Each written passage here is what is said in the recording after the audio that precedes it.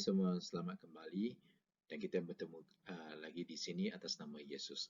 Biarlah kita bermula dengan doa.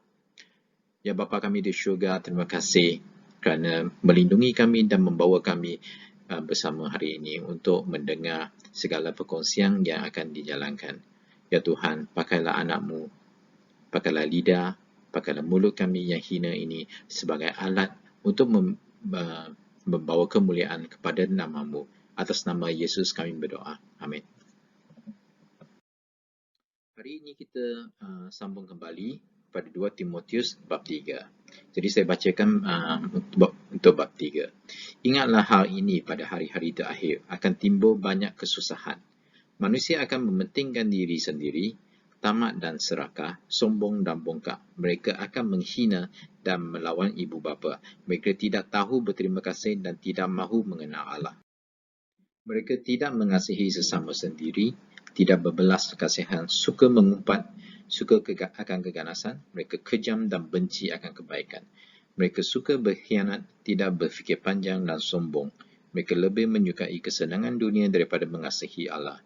Pada lahirnya mereka menjalankan kewajipan agama kita, tetapi mereka tidak menurut ajarannya. Jauhkanlah dirimu daripada mereka. Beberapa orang daripada mereka pergi ke rumah orang, lalu menguasai wanita yang tidak berpendirian dan dibebani perasaan berdosa, serta dipengaruhi segala macam keinginan. Wanita-wanita itu selalu ingin belajar tetapi tidak dapat mengetahui ajaran yang sebenarnya itu. Sebagaimana Yanes dan Jambres melawan Musa dahulu, demikianlah juga semua orang ini menentang ajaran Allah. Fikiran mereka rosak dan iman mereka hancur, tetapi mereka tidak akan berjaya kerana semua orang akan tahu tentang kebodohan mereka seperti yang dialami oleh Yanes dan Jambres dahulu. Bab ketiga bermula dengan ingatlah hal ini pada hari-hari terakhir akan timbul banyak kesusahan. Hari-hari terakhir ini banyak diperkatakan. Kita selalu kata zaman akhir, waktu akhir dan sebagainya. Tetapi, hari-hari terakhir ini sudah disebut sejak zaman Paulus lagi. Sebenarnya hari akhir ini sejak bila dia terakhir? Kerana dari sejak zaman Paulus pun kata terakhir, zaman kita sekarang ini pun masih kata terakhir. Bilakah ia akan menjadi betul-betul berakhir? Ataupun yang terakhir? Sebenarnya pada masa zaman ini, kita memanglah sudah termasuk dalam zaman yang terakhir. Mari saya tunjukkan satu gambar raja.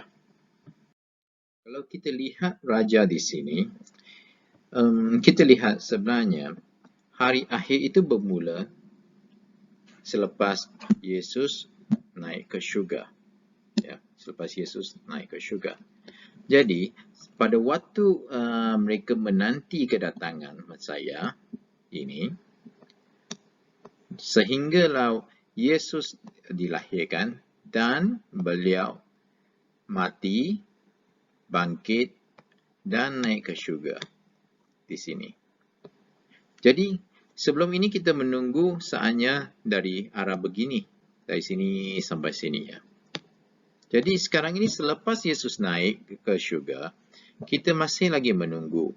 Menunggu apa? Menunggu ketibaan kembalinya Yesus untuk mulakan kerajaan yang agung dan abadi. Jadi, jaraknya dari sini ke sini hanyalah 1 detik di mana Yesus akan kembali lagi. Jadi, bayangkan kita ini sedang berjalan di satu tebing. Ya. Jadi, dari tebing ini kita berjalan terus menunggu saat kita melepasi garisan ini. Kita masuk ke dalam detik di mana Yesus akan datang lagi. Jadi inilah yang dimasukkan hari terakhir. Jadi, kita memang sekarang ini sudah masuk di zaman yang terakhir. Oleh itu kita haruslah sentiasa berusaha untuk menyiapkan diri kita sendiri untuk menghadapi kedatangan Yesus. Sudah dikatakan pada hari-hari akhir ada banyak timbul kesusahan. Manusia akan mementingkan diri sendiri, tamak dan sombong, bongkak dan juga melawan ibu bapa. Kita sebenarnya hari ini sedang menyaksikan, menjadi seorang saksi kepada apa yang dikatakan oleh Paulus. Kita lihat kehidupan masyarakat kita sekarang ini. Memanglah semua ini sedang berlaku. Ini confirmkan hari-hari yang kita tinggal sekarang ini, yang kita hidup sekarang ini adalah hari-hari akhir. Kerana semua yang dikatakan di sini sedang berlaku dan sudah berlaku. Dan apabila manusia mementingkan diri sendiri, bermaksud kita sudah mementingkan diri kita lebih dari Tuhan. Kita meletakkan diri kita pada satu tahap yang lebih tinggi, lebih penting daripada Tuhan. Segala-galanya hanyalah untuk diri sendiri. Dalam Matius bab 6:24 kata, tidak seorang pun dapat menjadi hamba kepada dua orang Tuhan. Dia akan membenci yang seorang dan mengasihi yang lain, atau dia akan setia pada seorang dan menghina yang lain. Demikianlah kamu tidak akan menjadi hamba Allah dan juga hamba kekayaan. Jadi, dalam Matius sudah pun diberitahu kita sebagai seorang manusia tidak dapat menyembah dua orang Tuhan pada masa yang sama. Kita juga tahu, kita memang tahu ini adalah batas seorang manusia. Kalau dia sudah mencintai dirinya lebih dari segalanya, bermaksud dia sudah meletakkan Tuhan di tempat yang kedua, tidak mungkin di tempat yang bersatu. Jadi kalau orang ini sudah begitu tamak, begitu mementingkan dirinya sendiri, dia menjadi sesuatu yang membolehkan dia untuk fokuskan segala apa yang dibuatnya, yang mau dibuatnya itu hanyalah pada dirinya sendiri. Tak kira lah apa yang dibuatnya. Yang penting dirinya sendiri mendapat keuntungan, dirinya sendiri mendapat kebaikan. Jadi kalau begitu, dia tidak akan indahkan orang lain. Malahan kalau yang sampai ke tahap yang lebih teruk, mungkin dia akan menindas orang-orang yang lemah. Dia akan menindas dan menguasai anak-anak kecil ataupun janda, orang miskin dan sebagainya. Jadi dalam masyarakat itu akan nampak orang yang seperti ini hanya mementingkan diri sendiri dan melakukan sedaya upaya untuk mendapatkan faedah untuk dirinya sendiri, tidak mengira apa yang akan terjadi pada orang lain.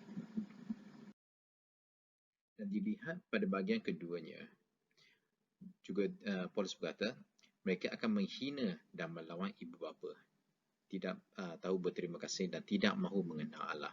Apabila mengatakan hal-hal ini, saya mempunyai satu perasaan yang sangat besar, sangat serius mengenai ini. Saya melihat sekarang ini banyak keluarga yang mempunyai masalah seperti ini. Masalahnya seperti kanak-kanak ataupun anak-anak tidak mendengar nasihat orang tua, tidak mendengar arahan orang ibu bapa, dan mereka tidak menghormati orang tua ataupun saudara mara mereka. Malahan ada yang lebih teruk lagi, mereka memberi arahan kepada ibu bapa mereka dan mereka menganggap ibu bapa itu haruslah mendengar apa yang dikatakannya. Apa yang mereka minta itu mesti kena dapat. Jadi ini adalah sesuatu yang sungguh tidak normal pada masa dahulu. Tetapi untuk sekarang ini rasanya semakin normal kerana mereka tidak mengenal Tuhan. Mereka tidak mengenal Allah. Jadi sifat-sifat serta konsep menghormati ibu bapa dan mengenal Tuhan, memberi kemuliaan kepada ibu bapa dan kepada Tuhan itu semakin tidak ada lagi. Jadi ini adalah masalah generasi ke generasi. Kita sering mendengar generasi yang sebelum kita berkata generasi yang selepasnya kurang bagus. Seperti datuk saya mengatakan, generasi ayah saya itu semakin teruk. Mereka tidak sebaik generasi datuk saya dulu. Tetapi ayah saya juga berkata generasi saya ini semakin teruk berbanding dengan generasi mereka. Saya juga begitu rasa demikian apabila saya berkatakan generasi anak saya ataupun anak yang kanak-kanak yang lebih muda dari saya itu kurang bagus kerana mereka tidak sebagus apa yang saya mahukan. Jadi semua ini mempunyai satu punca. Apakah puncanya tersebut? Mari kita lihat. Sebelum ini, pada zaman dahulu, apakah nasihat Tuhan dan perintah Tuhan kepada manusia? Saya ambil dari buku Ulangan bab 6. Ingatlah, hai Israel, Tuhan satu-satunya ialah Allah kita. Kasihilah Tuhan Allah kamu dengan segenap hati. Tunjukkanlah kasih itu dalam cara hidup dan perbuatan kamu. Jangan sekali-kali lupa akan hukum yang aku berikan kepada kamu hari ini. Ajarkanlah hukum itu kepada anak-anak kamu. Bercakapkanlah hukum itu semasa kamu berada di rumah ataupun berpergian, semasa kamu berehat ataupun bekerja. Ikatkan hukum itu pada lengan kamu dan ikatkan pada dahi kamu sebagai peringatan. Tuliskanlah hukum itu pada tiang pintu dan pada pintu pagar kamu. Jadi kita lihat apakah perintah dan nasihat Tuhan. Jelas sekali Tuhan Allah mahu kita hidup dengan dalam hukum dan perintah yang diajar dan diberikan olehnya. Kemudian ayat 7 berkata, ajarkanlah hukum itu kepada anak-anak kamu. Bercakapkanlah hukum itu semasa kamu berada di rumah atau berpergian. Ini bermaksud hukum dan perintah harus diajar kepada anak-anak kita. Kalau kita lihat, apakah hukum dan perintah itu? Hukum dan perintah itu juga termasuk hukum perintah dari Allah.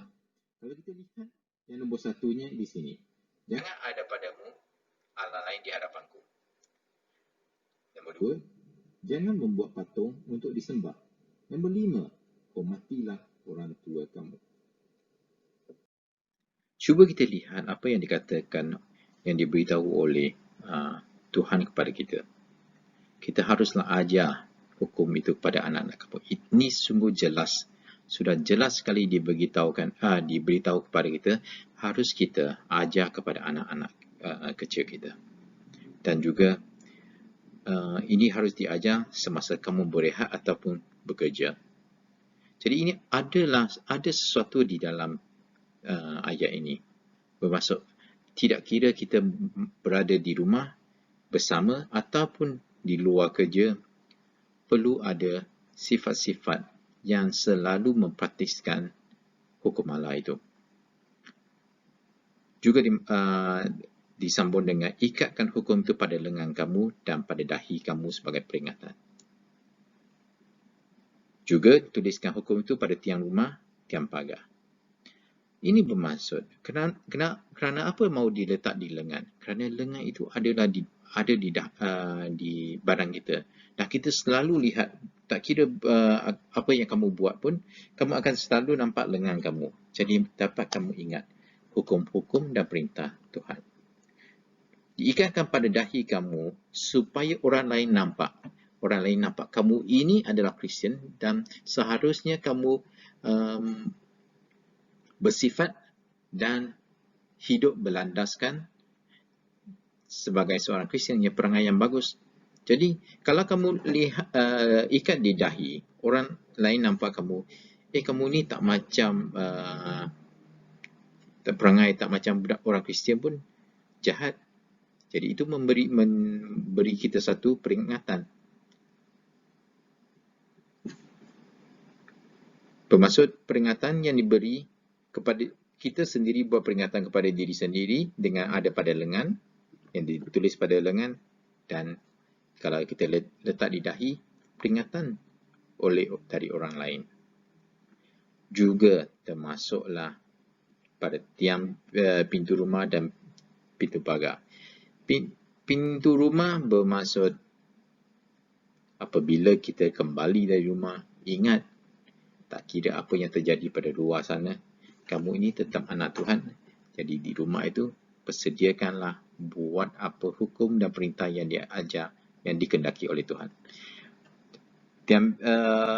Pintu pagar bermaksud apabila kita keluar dari rumah, dari Apabila kita keluar dari rumah, di luar sana, dengan masyarakat, kita juga harus buat yang sama, praktiskan yang sama, supaya kita dapat memuliakan nama baik Tuhan. Ini begitu penting sekali dan ia sudah jelas diberikan kepada kita.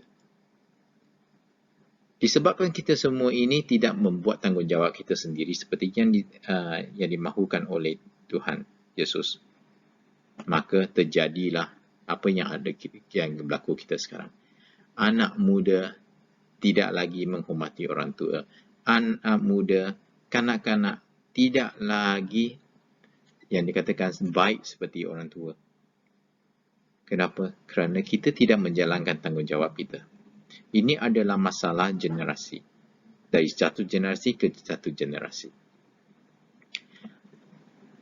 Sesungguhnya hari ini kita sudah tahu ada masalahnya begini. Kita harus cepat-cepat memperbetulkan supaya tidak akan berlakunya lagi. Perbetulkan masalah yang terdapat di dalam sistem ini. Kita selalu dengar ada satu golongan yang berkata, biarlah kanak-kanak itu besar nanti, barulah biarkan dia sendiri memilih agama yang benar. Tetapi ini sebenarnya bukanlah satu kebenaran. Ini adalah satu penipuan. Kalau kita lihat, kenapa anak-anak kecil itu, dalam segi yang lain, kita tidak membenarkan mereka membuat keputusannya sendiri. Dia lapar, kita bagi dia makan.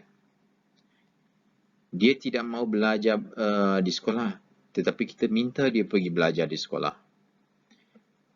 Apabila buat sesuatu yang salah, kita perbetulkan. Tetapi dalam segi agama, dalam segi faith, kita kata, biarlah dia besar nanti, pilih sendiri. Saya rasa ini bukanlah satu alasan. Kerana anak-anak kecil itu tidak mampu memilih. Kalau kita tidak memberi apa yang betul, nanti apabila mereka besar nanti, mereka sudah dipengaruhi dengan segala macam dan konsep yang salah. Kalau kita dipengaruhi oleh konsep yang salah, maka nanti apa yang keputusan kita buat itu juga salah.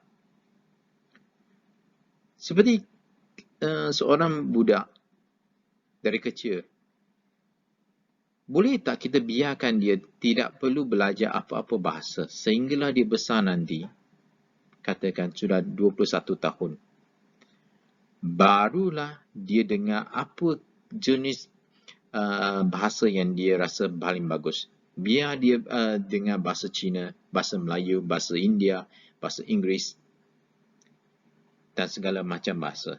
Kemudian dia pilih, saya rasa yang ini bagus. Lepas itu baru dia belajar bahasa. Boleh tak sedemikian? Tidak mungkin. Kerana kita tahu ini tidak boleh terjadi. Kita harus mengajar anak-anak kita satu bahasa dahulu. Bahasa yang rasanya paling bagus, itu harus kita bagi pada anak-anak kita. Jadi dalam segi keagamaan, sama. Kita harus mempersediakan anak-anak kita supaya dia menjadi seorang yang baik. Itulah puncanya sekarang banyak keluarga yang mempunyai masalah sebab orang tua, iaitu generasi yang sebelumnya itu tidak menjalankan tanggungjawab seperti yang diperintahkan oleh Tuhan Allah kita. Jadi mereka melepaskan tanggungjawab dengan alasan kebebasan, freedom. Itu adalah sesuatu yang salah. Dalam terjemahan bahasa Inggeris, ada satu perkataan yang berkata impress. Apa itu impress? Impress dalam bahasa Inggeris ada dua maksud. Ya, kalau kita lihat di sini, impress itu adalah membuatkan sesuatu supaya dapat menarik perhatian dan menarik hati orang lain. Yang nombor duanya, impress, membuat satu petanda, making a mark, making a seal, membuat satu tanda. Kita lihat erti yang nombor satu. Kita cuba membuat impress. Impress iaitu menarik perhatian orang lain, menarik hati seseorang.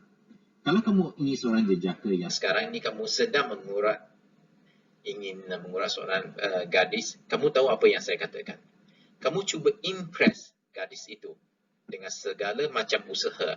Tidak kira lah dari segi percakapan, dari segi pakaian, ataupun dari segi kamu mempamerkan diri kamu. Jadi kamu mahu impress gadis itu supaya gadis itu terasa kamu ini menarik, kamu ini dia mahu tahu kamu lebih mendalam lagi, dan dia mahu jejaka ini dia ada kehendak terhadap jejaka ini, kan? Oleh itu, kita harus menjadikan perintah dan hukum Tuhan itu sebagai sesuatu yang sungguh menarik, impress kepada anak-anak kita. Bukanlah kita bagi dia Alkitab, nak ambil Alkitab ni kamu baca sendiri. Dia akan jadi boring. Dia tidak faham apa yang dia baca. Tetapi cuba kita buatkan sesuatu yang menjadikan dia menarik hati anak-anak kita. Dan dia terkejar mahu tahu yang lebih dalam lagi, seperti dia tengok drama Korea. What? So impressive. Jadi kalau kita boleh buat perintah dan pengetahuan Alkitab, hukum Allah, sesuatu yang begitu menarik hati, itu adalah apa yang kehendak Tuhan. Dan biarlah anak-anak kita juga ada impress, iaitu ada satu petanda di badannya, di dalam hidupnya, yang orang lain kalau dilihat, oh ini adalah anak orang Kristian. Masyarakat tahu dia ini berbeza. Masyarakat tahu anak-anak ini berbeza dengan orang lain yang tidak tahu, yang tidak mempunyai pengetahuan tentang hukum dan perintah Allah. Dan seterusnya, kita lihat sememangnya orang yang tidak mengasihi Tuhan, mereka tidak mengasihi manusia, tiada belas kasihan dan sukakan keganasan. Yang menarik perhatian saya ialah ayat kelima. Pada lahirnya mereka menjalankan kewajipan agama kita, tetapi tidak menurut ajarannya, jauhkanlah dirimu daripada mereka. Ini seperti orang yang sangat-sangat bahaya. Ini mengerikan. Dia seperti seseorang yang bersama-sama kita, tetapi bukanlah orang yang sebenarnya. Mereka ada misi yang lain, mereka ada mission yang lain, iaitu untuk mendapat dan mencari faedah untuk mereka sendiri. Ini ada sesuatu yang begitu menakutkan. Dan kamu lihat orang ini berkata, beberapa orang daripada mereka ini pergi ke rumah orang, lalu menguasai wanita yang tidak berpendirian dan dibebani perasaan berdosa, serta dipengaruhi segala macam keinginan. Wanita-wanita ini selalu ingin belajar tetapi tidak dapat mengetahui ajaran yang benar itu. Dan seterusnya, nombor 8, fikiran mereka akan rosak, iman mereka akan hancur. Tetapi mereka tidak akan berjaya kerana semua orang akan tahu tentang kebodohan mereka. Kita lihat orang ini nampaknya seperti orang yang beriman, tetapi mereka tidak. Mereka sebenarnya seperti serigala yang sedang menipu mangsa-mangsanya. Jadi orang ini akan pergi ke rumah orang lain, lalu menguasai wanita yang tidak berpendirian. Di sini wanita ini tidak bermaksud semua wanita. Ini bermaksud sesegolongan manusia ataupun wanita yang tidak berpendirian dan dibebani perasaan berdosa. Kalau kita lihat ayat ini, dia berikan satu penjelasan yang sungguh maksudnya sungguh penuh, iaitu wanita ini tidak berpendirian, dibebani perasaan dosa dan dipengaruhi segala macam keinginan. Apabila seseorang itu hidup dalam dibelenggu, bergelumang dengan dosa seharian, orang ini akan dipengaruhi, dan orang yang berdosa itu dia mempunyai segala macam keinginan. Ini pun hendak, itu pun nak. Semua keinginan ini hanyalah untuk kebaikan diri sendiri. Jadi dia tidak dapat membuat satu pendirian yang bagus. Jadi untuk semasa dia sungguh pun dia tahu ajaran Allah, sungguh pun dia mahu, tetapi disebabkan oleh keinginan yang sangat dahsyat itu, sentiasa dia mengambil keputusan untuk mengikuti keinginannya, dan dia terus berdosa dan pendiriannya tidak akan teguh. Oleh sebab itu, sungguh pun mereka ingin belajar, tetapi mereka tidak mampu mencapai dan tidak mampu mendapat ajaran yang benar. Sebab itu kita harus tahu punca itunya. Kalau kita terlalu mementingkan diri sendiri dan ingin hanya mengejar keinginan dan kebaikan diri kita sendiri, kita akan sangat-sangat bahaya, kerana mungkin kita akan terlepas daripada mempelajari apa yang benar. Seterusnya kita lihat Paulus berkata kepada Timotius, jadi Timotius, kamu tahu bagaimana dia menderita dan menanggung penderitaan semata-mata mahu menegas dan menegakkan kebenaran Yesus. Ini bukanlah sesuatu yang senang. Kita sudah tahu dari beberapa orang pengikut Tuhan Yesus, semuanya dianiaya, menderita, dipukul dan menderita.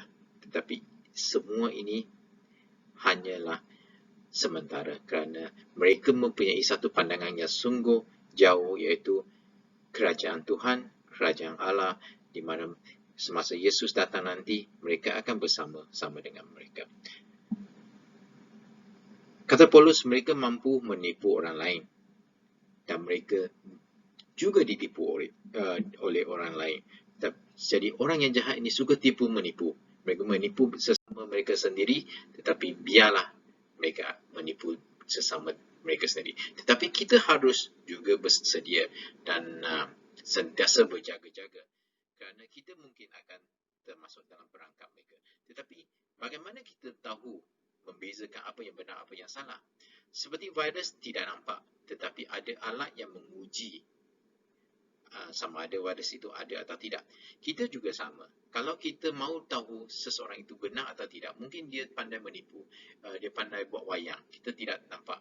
Tetapi kalau kita mempunyai satu alat untuk menguji, dan kita dapat tahu sama ada orang ini benar atau bersalah, tidak benar.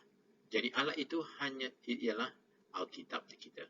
Kalau kita pandai, kita rajin dan berusaha bersungguh-sungguh memahami dan membaca Alkitab kita, Alkitab itu akan memberi kita segala pedoman dan guidance untuk kita tahu sama ada seseorang itu benar ataupun tidak benar.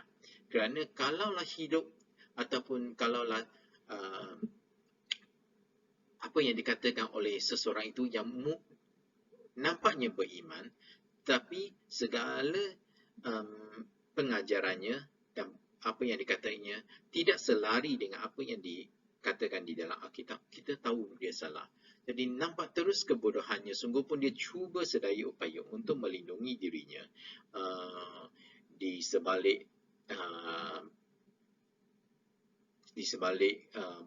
pemakaian ataupun penampilan yang seperti orang yang beriman, tetapi kita tahu ini adalah penipu, inilah pembohong. Kerana kita dapat menelitinya dan mentafsirkan apa yang dikatakannya melalui Alkitab kita. Oleh itu dan sebagai rumusan, kita lihat untuk hari ini kita haruslah berpegang teguh pada Tuhan Allah supaya tidak terpengaruh dengan nafsu dan keinginan diri kita sendiri. Kita harus fokus pada Tuhan. Nombor 2, jauhkanlah diri daripada orang yang tidak mengamalkan perintah dan hukum Tuhan. Kerana apa? Kerana dalam Alkitab kata kita mungkin akan terpengaruh. Nombor 3, laksanakanlah tanggungjawab kita dengan mendidik dan mengajar anak Alkitab kepada keturunan kita. Jangan terpengaruh dengan alasan kebebasan, freedom. Ini ini adalah tanggungjawab dan perintah Tuhan yang begitu jelas sekali, yang sudah ditulis di dalam Alkitab kita. Kita harus membantu dan kita harus memperbaiki apa yang sudah kita rosakkan sebelum ini, generasi yang sebelum ini. Jadi biarlah generasi kita ini bermula dari generasi kita sekarang mengajar Alkitab dan impreskan kepada anak-anak kita. Nombor 4, fahami Alkitab supaya dapat membezakan apa yang benar dan apa yang salah. Jadi untuk semua persediaan di atas, kita dapat fokus dan menanti langkah seterusnya, iaitu menanti kedatangan Tuhan Yesus dan membawa kita pulang bersama-samanya. Itulah persediaan zaman akhir, waktu akhir, hari terakhir yang kita nanti-nantikan. Terima kasih. Mari kita habiskan dengan doa. Tuhanku di syurga, terima kasih atas berkat karuniamu dan kasih sayangmu yang begitu besar yang diberikan kepada hidup kami. Berkatilah hidup kami supaya kami dapat memberi kemuliaan dan memberi penyaksian kepada nama-Mu. Terimalah penyembahan kami hari ini agar akan dinikmati dan disukai oleh Tuhanku di syurga. Berkatilah kehidupan kami untuk minggu yang akan datang supaya kami dapat hidup dalam kemuliaan dan juga dalam hala tuju yang ditetap dan yang disukai oleh Tuhan kita. Atas nama Yesus kami berdoa. Amin.